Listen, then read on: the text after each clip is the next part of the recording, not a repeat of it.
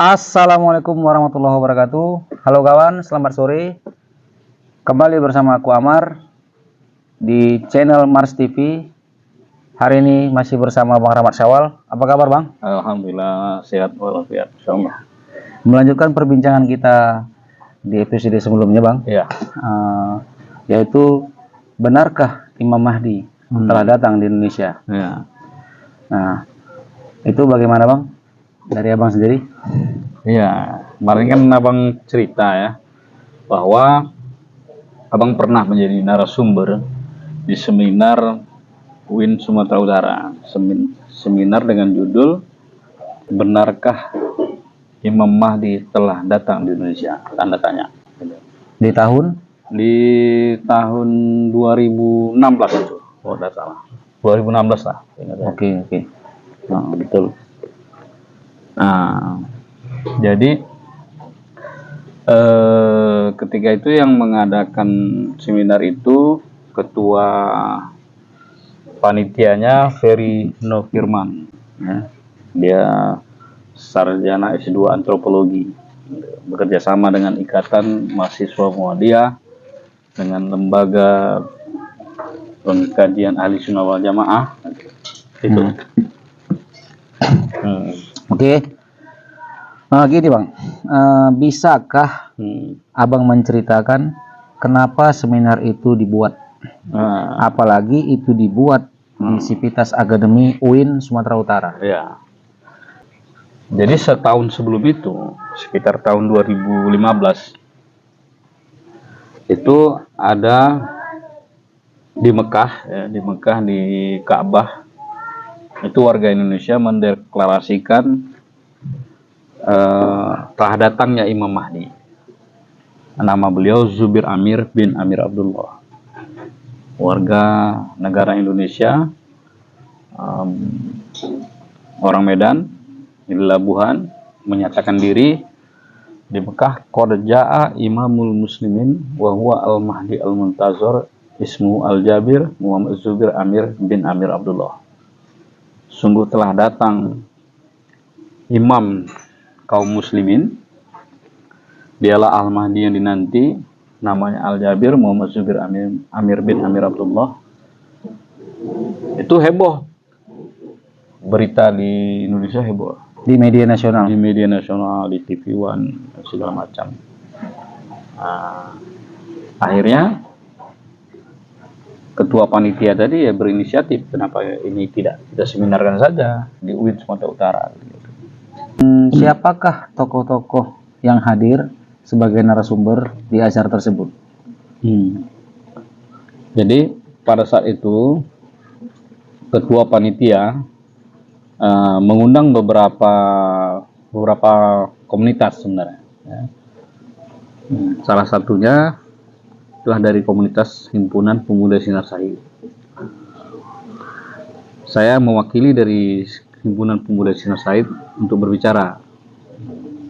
Disuruh saya itu membuat makalah tentang Imam Mahdi, menerangkan bagaimana Imam Mahdi dan bagaimana pendapat tentang sosok yang mendeklarasikan telah datangnya kaum muslimin di Mekah itu, yang ismuhu Al-Jabir Muhammad Zubir Amir bin Amir Abdullah.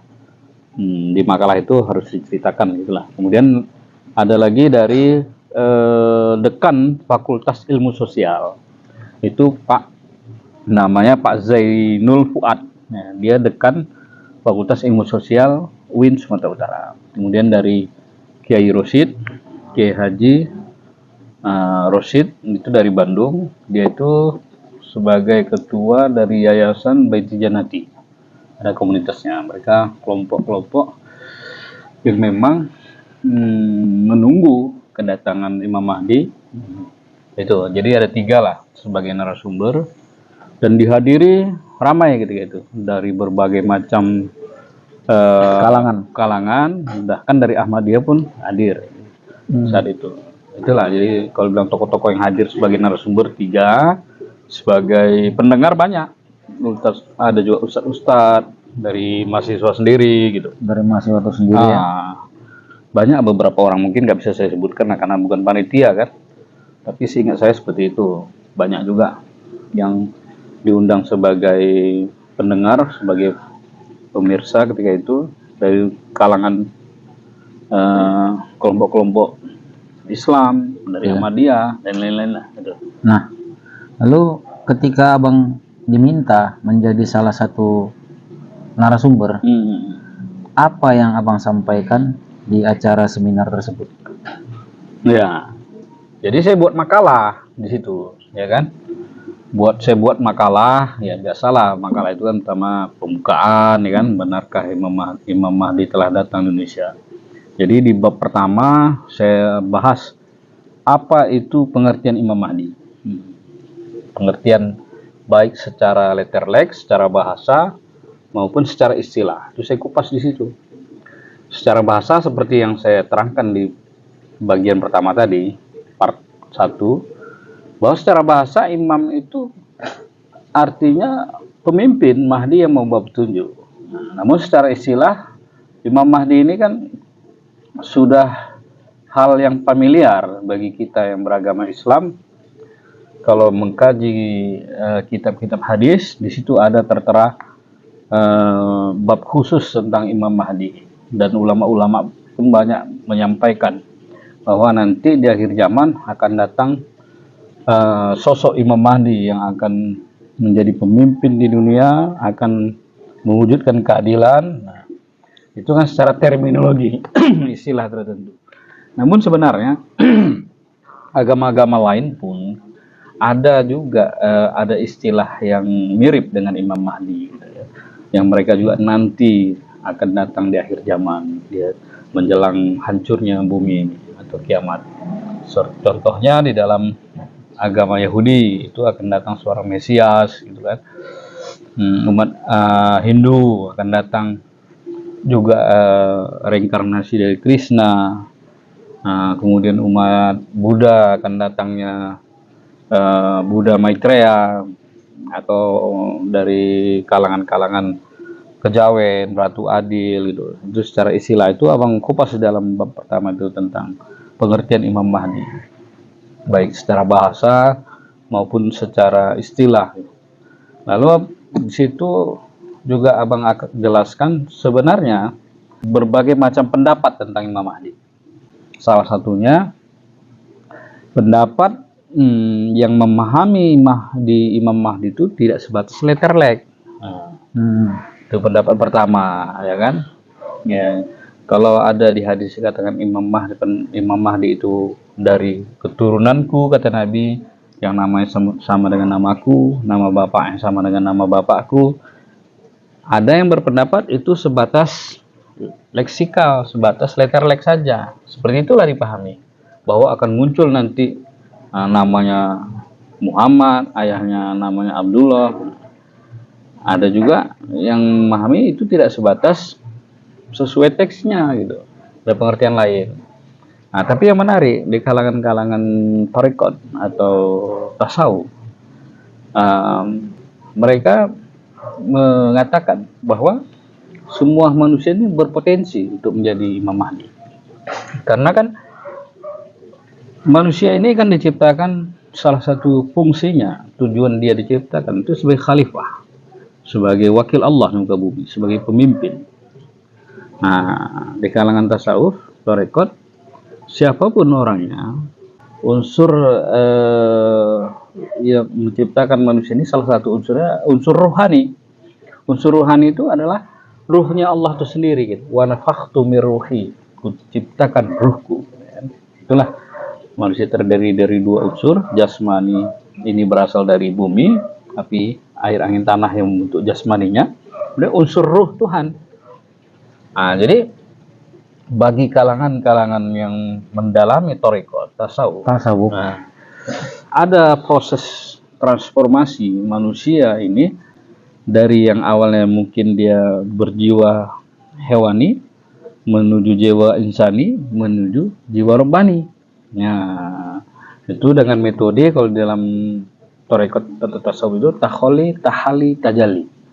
Takholi artinya membersihkan dirinya dari sifat-sifat tercela, sifat-sifat buruk yang tadinya mungkin dia itu ingkar menjadi iman, yang jadinya sombong menjadi tawadu. Nah, terus sifat-sifat tercela dia hilangkan, dia bersihkan, lalu tahalli dia isi dengan sifat-sifat mulia, sifat-sifat syukur, tawakal, ridho, ikhlas. Lalu dia menjadi tajalli. Nah, tajalli itu pengejauhan tahan daripada Tuhan itu sendiri, gitu. Istilahnya insan robbani. Nah, dari kalangan tasawuf itu Bang terangkanlah di makalah yang diseminarkan di UIN tersebut, bahwa semua manusia punya potensi untuk mencapai tingkat insan robbani. Insan robbani. Nah, Imam Mahdi itu ya insan robbani itu, gitu. Jadi tidak terkhusus pada keturunan dalam jasmani, keturunan Nabi dalam sisi jasmani, tapi juga keturunan Nabi dalam masalah ruhani, masalah spiritual, masalah ajaran-ajaran Nabi. Nah, karena sesuai dengan doa tadi kan, di bab pertama yang pernah Abang sebutkan, sebenarnya Al-Quran mengajari manusia untuk menjadi imam. Dia berdoa pada Allah, waja'alna lil muttaqin imama. Jadikanlah aku ini imam bagi orang yang bertakwa. Lalu dalam seminar itu, bagaimana saya harus menjelaskan, karena diminta untuk menerangkan kemungkinan bahwa Zubir Amir bin Amir Abdullah ini adalah Imam Mahdi yang dinantikan umat Islam di seluruh dunia. Karena sudah dideklarasikan. Ya, saya katakan, ya mungkin saja, boleh saja. Di dalam makalah, ini sebelum yang dilakukan di sana, dia beserta pengikutnya, membeat dia di antara Hajar Aswad dan Makom Ibrahim.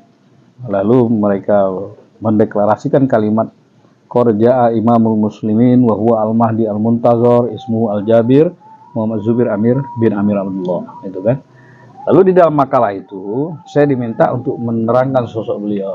Saya terangkanlah bahwa beliau itu lahir di Labuan Deli, bahwa orang tuanya itu imam masjid di Masjid Al-Usmani, Masjid Labuan Deli, masjid tertua, termasuk salah satu masjid dari Kesultanan Delhi.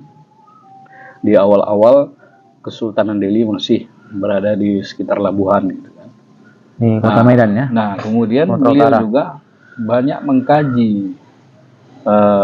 atau mempelajari ilmu membersihkan diri tadi, tasawuf tadi. Jadi sesuai dengan ajaran-ajaran tasawuf, tarekat, bahwa semua manusia berpotensi untuk mencapai tingkat insan kamil tadi, insan robbani. Lalu ketika sampailah pada masanya sekitar tahun 2000, sebenarnya dia sudah menyampaikan bahwa pemimpin telah datang dan membacakan ayat-ayat dalam Al-Quran, karena dia juga diimani, dipercayai oleh sekelompok orang ya, yang mereka mengatakan nama kelompok mereka itu Himpunan Pemuda Sinar Said, gitu. Jadi sekitar tahun 2000-an, tahun 2000 ya, mulai dia menyampaikan ayat yang berbunyi, ya ayyuhallazina amanu atiullaha wa atiur rasulah wa ulil amri minkum. An-Nisa, surah An-Nisa. Surah An-Nisa ya, ayat 59. Ayat 59. Hai orang-orang yang percaya, hai orang yang beriman, taatlah kamu kepada Allah, taatlah kamu kepada Rasul dan pemimpin di antara kamu. Dia jelaskan, Allah, Rasul dan pemimpin di antara kamu, hakikatnya ini bukan tiga, satu juga adanya.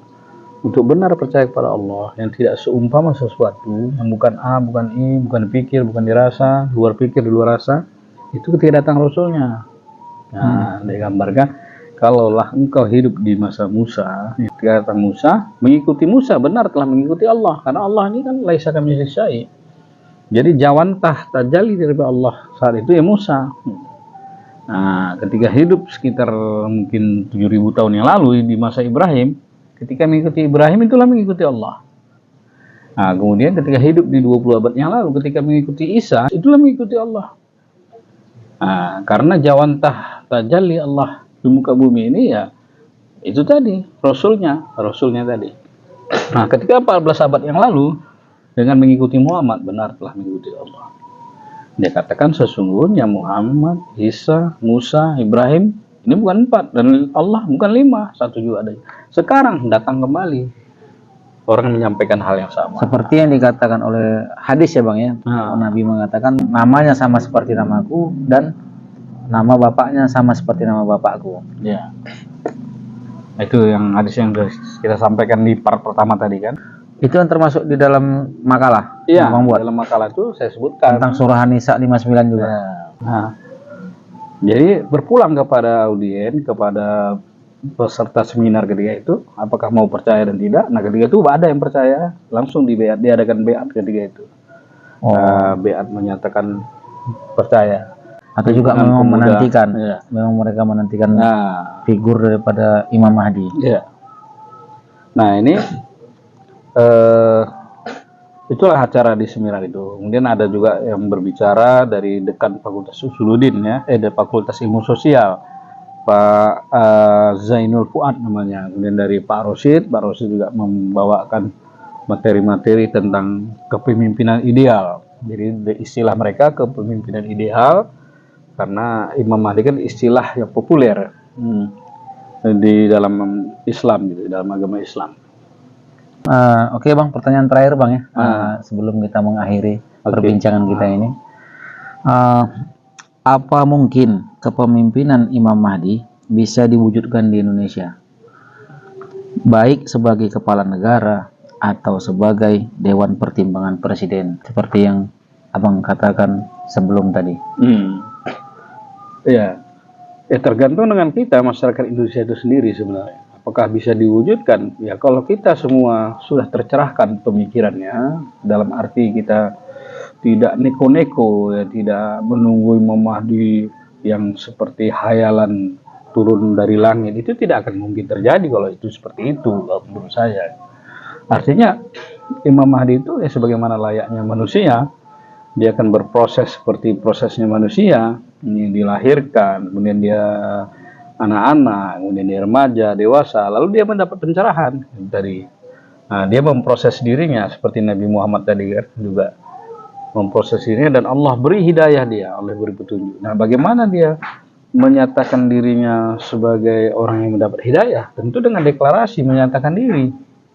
Nah, itu sebagai bentuk memproklamirkan dirinya gitu. Nah, kalau kita menerima dia, artinya sudah dia memproklamirkan diri, kemudian kita terima, ya orang-orang yang menerimanya akan berjuang bersama.